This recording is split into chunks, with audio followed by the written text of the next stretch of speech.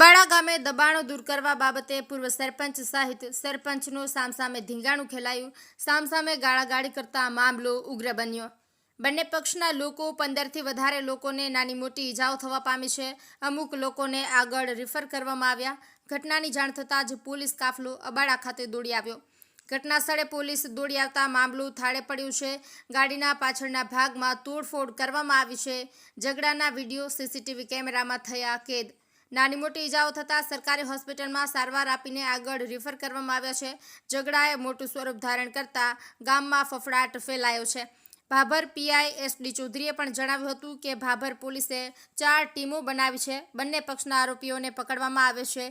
Bhabhar police ઘટના સ્થળે પહોંચીને પરિસ્થિતિને કંટ્રોલમાં કરી રહી છે। ગોપાલ કે પૂજારા, ભાભર। સવારે 8:30 થી 9 વાગ્યાની વચ્ચે મેસેજ આવેલા કે અબાડામાં બબાલ થાય છે।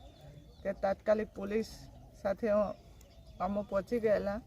અહીંયા આવી અને સમાચાર મળ્યા કે બળવંતજી ઠાકોર અને ભૂપતજી ચાંદાજી ઠાકોર વચ્ચે કંઈક બબાલ છે। બબાલનું મેઇન કારણ એવું છે કે ગામ વચ્ચે જે આરોગ્ય છે, હેલ્થનું પીએચસી જેવું નાનું એવું દવાખાનું, એની બાજુમાં બહુ મોટું માટી નાખીને દબાણ કરી દીધેલું હતું।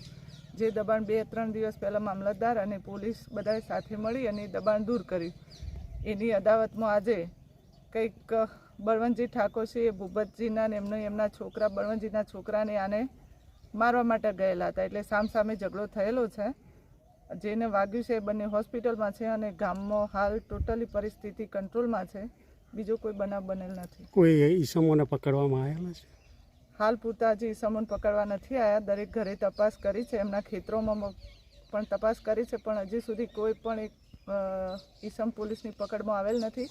અને આ ઈસમોને પકડવા માટે પોલીસે 4 ટીમો પણ બનાવી દીધી છે અને અલગ અલગ જગ્યાએ કે જેમના સગાવાલા હોય જે જગ્યાએ જઈ શકે છે એ બાબતે તપાસ ચાલુ છે અને એમના મોબાઈલ લોકેશન કઢાવીને પણ હાલ પકડવા પર તપાસ ચાલુ છે।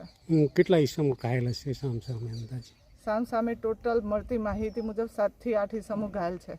કોઈની સિરિયસ ખરી? કોઈ એવા એટલે એક એવો જેસોર કરીને છે કે જે સિરિયસ છે, જેને રાધનપુર રિફર કરે છે, રાધનપુર પાટણ ખાતે રિફર કરેલ છે।